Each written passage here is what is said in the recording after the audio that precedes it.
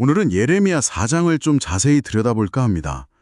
이 장을 보면 하나님께서 이스라엘 백성에게 돌아오라고 아주 애타게 부르시는 목소리가 들리고요. 네, 그렇죠. 정말 간절하게 부르시죠. 근데 동시에 그 부름에 응답하지 않으면 어떻게 될지 그 무서운 심판에 대한 경고가 정말 생생하게 나와요. 맞아요. 그 경고가 아주 강렬하게 다가오죠. 희망과 두려움이 교차한다고 할까요? 시작부터 하나님은 굉장히 단호하시잖아요. 그냥 돌아오는 신용이 아니라 아예 네 마음 가죽을 베라 이런 표현까지 쓰시면서 그 표현이 정말 중요하죠.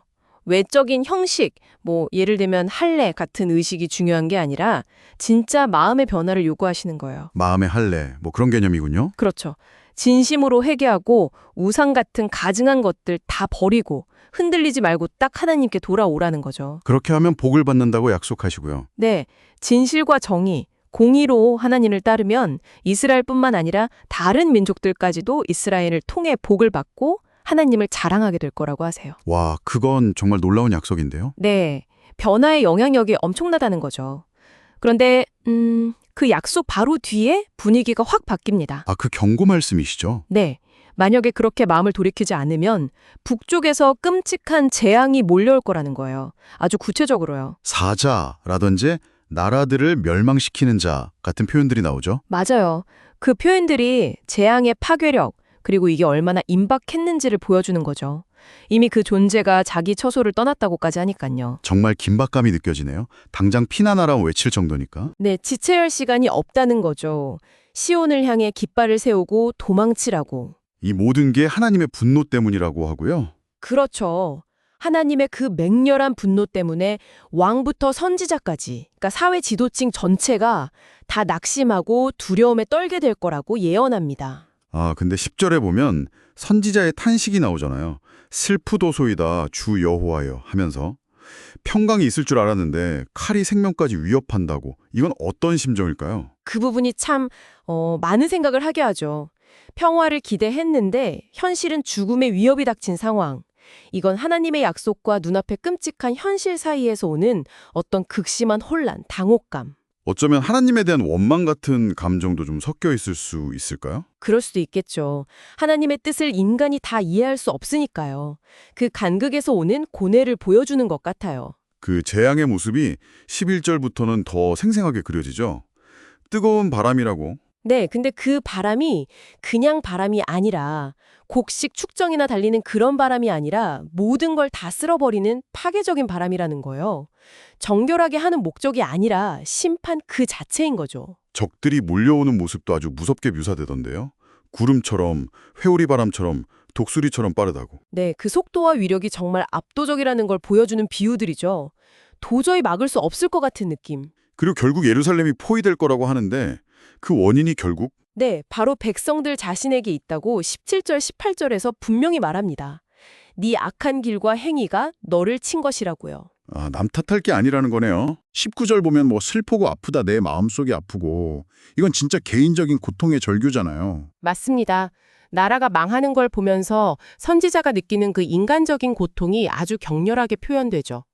전쟁의 나팔 소리, 함성 소리가 마음을 막 뒤흔든다고 하잖아요. 잠잠히 있을 수가 없다고. 그러면서 환상 같은 걸 보죠.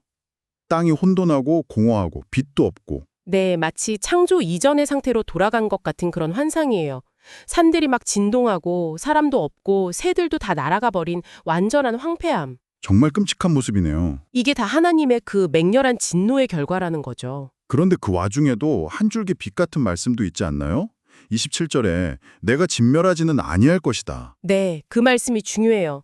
완전한 끝, 완전한 멸망은 아닐 거라는 희망의 여지를 남겨두시는 거죠. 아, 다행이네요. 하지만 그렇다고 해서 심판 자체가 약해지거나 취소될 수 있는 건 아니에요. 바로 다음 절에서 하나님이 이미 결정했고 뜻을 돌이키지 않을 거라고 딱 잘라 말씀하시거든요. 아, 그러니까 희망은 있지만 심판은 피할 수 없다는 거군요. 그렇죠.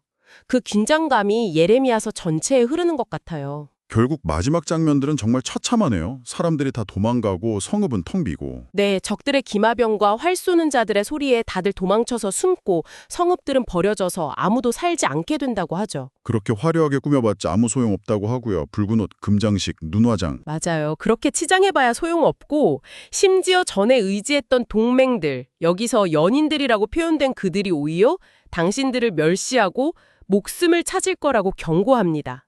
배신당하는 거죠. 믿었던 존재에게 배신당하는 것만큼 비참한 게 없는데. 그리고 마지막 31절은 정말 해산하는 여인의 고통에 비유된 시온, 즉 예루살렘의 울부짖음으로 끝나요. 자기를 죽이는 자들 때문에 너무 고통스럽고 피곤해서 숨을 헐떡이는 모습. 좀 강렬한 마무리네요. 네, 예레미야 4장은 이렇게 진심으로 회개하고 돌아오라는 하나님의 간절한 부르심, 그리고 그 부름을 외면했을 때 맞이하게 될 그 준엄한 심판의 현실을 정말 강력하게 보여주는 장입니다. 마음의 가죽을 베라는 그 말씀이 계속 귓가에 맴드는 것 같습니다. 그렇죠. 오늘 우리에게도 여전히 큰 울림을 주는 메시지죠. 그리고 여기서 한 가지만 더 생각해 볼 점이 있는데요. 22절에 하나님이 이런 탄식을 하세요. 내 백성은 나를 알지 못하는 어리석은 자요. 악을 행하기에는 지각이 있으나 선을 행하기에는 무지하도다. 그 구절이요. 악한 일에는 똑똑한데 책한 일에는 무지하다는. 좀 뼈아픈 지적이네요. 네, 그렇죠. 어쩌면 우리 자신이나 우리가 속한 공동체 안에서도 이런 모습이 있지는 않은지 한번 돌아볼 필요가 있을 것 같아요. 선하고 옳은 일을 행하는 지혜나 능력보다는 세상적인 방법이나 악한 꾀에 더 익숙하고 더 영리하게 굴고 있지는 않은가 하고요. 정말 생각해 볼 만한 질문이네요. 네, 이 질문을 오늘 하루 마음속에 한번 품어보시는 건 어떨까 싶습니다.